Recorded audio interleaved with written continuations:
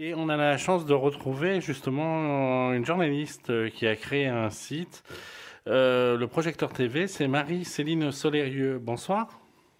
Bonsoir Serge. Alors Marie-Céline, tu as suivi ces corrigés d'Orange cet été? Bien entendu, et depuis la création de notre web magazine, le projecteurtv.com, donc cela fait 5 ans maintenant que nous suivons régulièrement les corriges d'Orange et que nous pouvons nous apercevoir et apprécier toutes les productions d'une telle qualité. Alors Effectivement.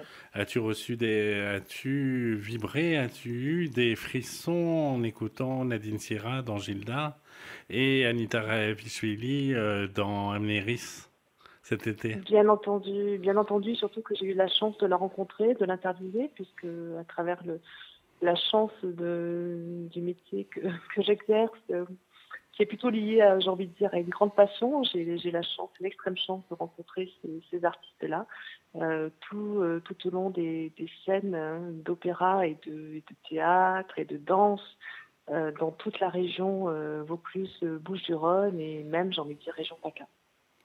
Alors justement, pourquoi avoir créé le Projecteur TV, ce webzine magazine? Alors, si tu veux, ça a été pour moi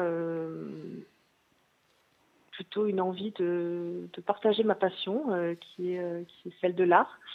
Et l'idée de créer le projecteurtv.com, c'est de partager la culture au sens large du terme, aller à la rencontre des petites pépites d'or sur le milieu artistique et d'aller surtout à la rencontre de l'humain. Donc c'est rencontrer des artistes, c'est rencontrer des artisans, parce qu'il y a aussi les artisans d'art, c'est rencontrer des chefs d'entreprise aussi, et c'est de partager leur culture, leur passion, leur savoir-faire, et c'est de faire des rencontres avec toutes ces personnes-là, effectivement. Alors en 5 ans, si tu devais en retenir un de rencontre, c'est les questions stupides, je l'avoue, mais s'il y avait une rencontre qui t'a vraiment marqué pendant ces 5 années. Alors écoute, c'est très difficile de répondre à cette question parce que chaque personne est unique. Mhm. Chaque rencontre m'a enrichi énormément.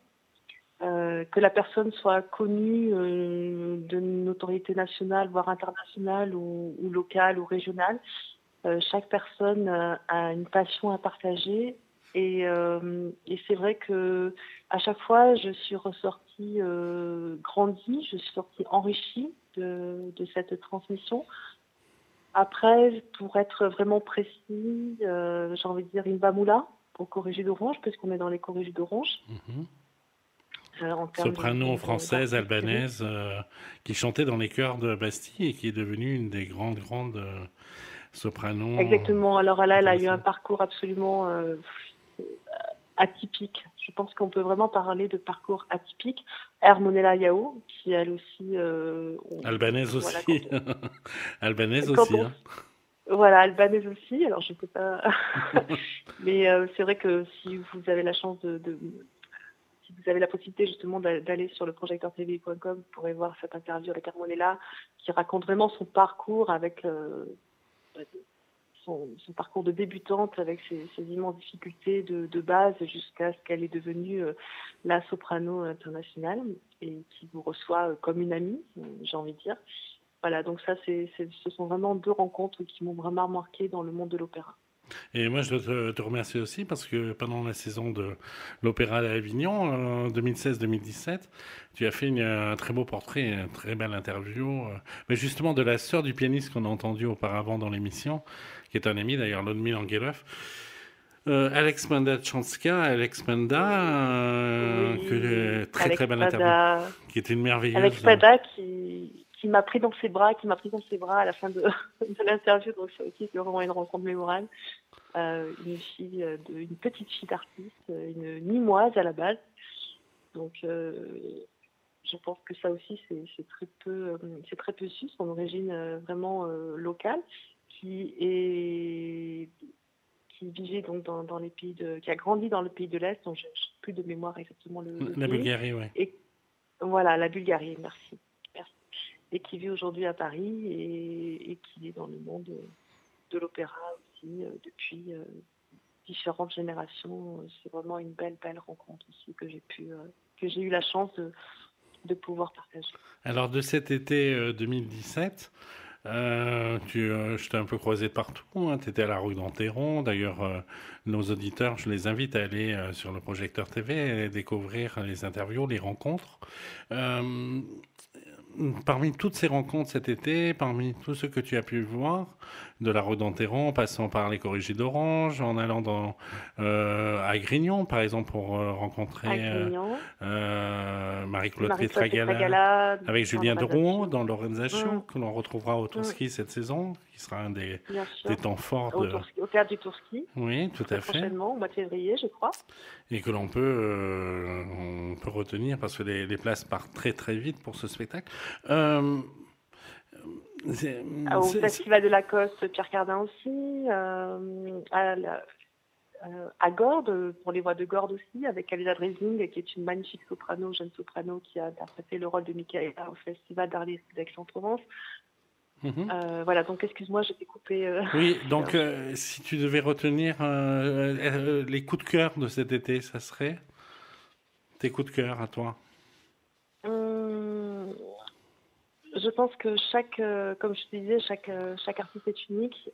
Et dans ces festivals-là, ce que j'ai remarqué, c'est que à chaque fois, j'ai pu ressentir cette approche humaine à travers la rencontre que j'ai eue avec ces artistes et qui